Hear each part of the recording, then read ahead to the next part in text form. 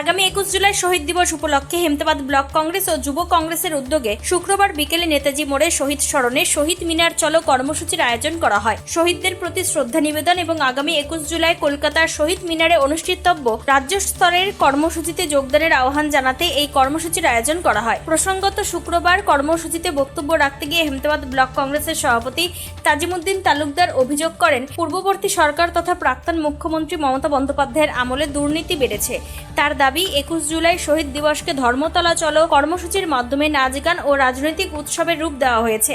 শহীদদের প্রতি যথাযথ সম্মান জানাতে কংগ্রেস এবার শহীদ মিনার চলো কর্মসূচি ডাক দিয়েছে। এদিন এই বিষয়ে হেমতাবাদ ব্লক কংগ্রেসের সভাপতি তাজিমুদ্দিন তালুকদার কি বলছেন শুনবো।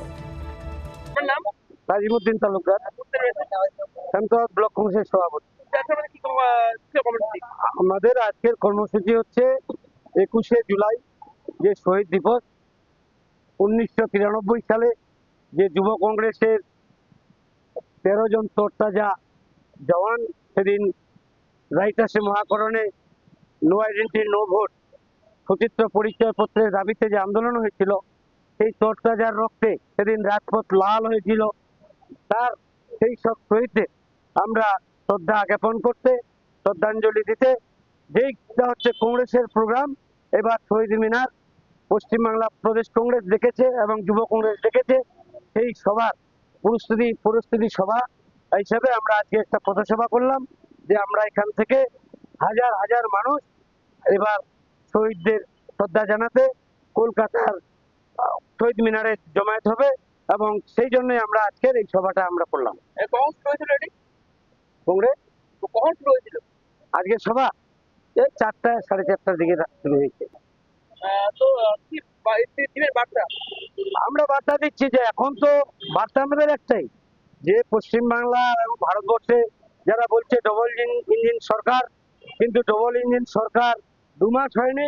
মানুষের কাছে কি বার্তা যাচ্ছে? আজকে নাবালিকা ধর্ষণ হচ্ছে, খুন হচ্ছে, একটার পর একটা নৈরাজ্য নেমেছে বাংলায় আজকে ডবল ইঞ্জিন বলছে। আজকে যারা বিশেষ করে গ্রাম বাংলা যারা বাইক চালায়, তাদের বাইকের ইঞ্জিন কোথায় যাবে ইথানল ব্যবহার করার জন্য? এই যে একটা নৈরাজ্য, মানুষকে শোষণ করা যে একটা প্রসেস বিজেপি সরকারের, পুঁজিপতিদের হাতে ভারতবর্ষকে তুলে দেওয়ার যে একটা চক্রান্ত, তার বিরুদ্ধে আমাদের লড়াই আন্দোলন। আমরা নতুন করে 21শে জুলাইয়ের পর আমরা গ্রামে গ্রামে, আমরা পঞ্চায়েতে আমরা আন্দোলন করব এবং মানুষের ন্যায্য অধিকার, বিশেষ করে যে একটা বিরাট সংখ্যা আমাদের হেমতাবাদে যাদের এসআইআরে আজকে ট্রাইব্যুনালে আপিল করেছে, যাদের ডিলিট ভোটার হয়ে গেছে, তাদের ভোটাধিকার ফিরে পেতে এবং ভোটার লিস্টে নাম তোলার জন্য আমরা জোরালো সমগ্র ভারতবর্ষ থেকে শুরু করে, বাংলা থেকে শুরু করে আমাদের উত্তর দিনাজপুর জেলা হেমতাবাদ, আমাদের নেতা মোহিত সেনগুপ্ত 21শে জুলাই পর বলেছেন বিশালভাবে মানুষকে নিয়ে তিনি এদের ভোটাধিকার ফিরে পাওয়ার জন্য লড়াইয়ে নামবেন এবং ডিএম অফিস ঘেরাও করবেন। সেটা আমাদের নেতা মোহিত সেনগুপ্ত এই ডিলিট ভোটারদের জন্য, তাদের ভোটাধিকার ফিরে পাওয়ার জন্য যা কিছু করতে হয় উত্তর দিনাজপুর জেলা কংগ্রেস, হেমতাবাদ ব্লক কংগ্রেস, পশ্চিমবঙ্গ প্রদেশ কংগ্রেস, সর্বভারতীয় জাতীয় কংগ্রেস লড়াইয়ে নেমেছে এবং এদের জন্য আমরা সর্বশক্তি দিয়ে আমরা লড়াই আন্দোলন চালিয়ে যাব।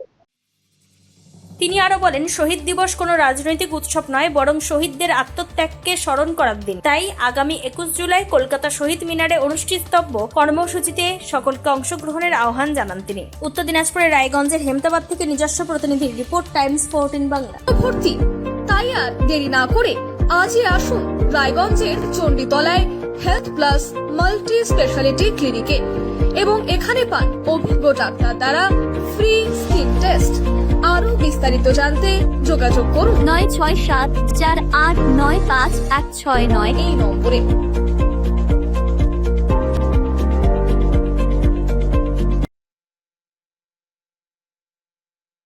আজ তোমার বিয়ে সাজলো নতুন সাজে,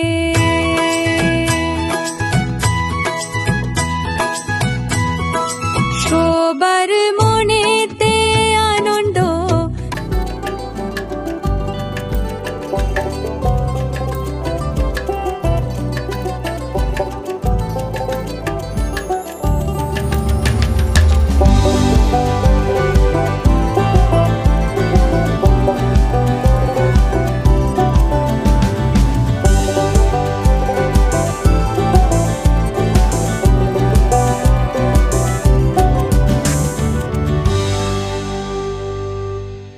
সেই সঙ্গে টাইমস 14 বাংলার ইউটিউব চ্যানেলকে সাবস্ক্রাইব করতে ভুলবেন না।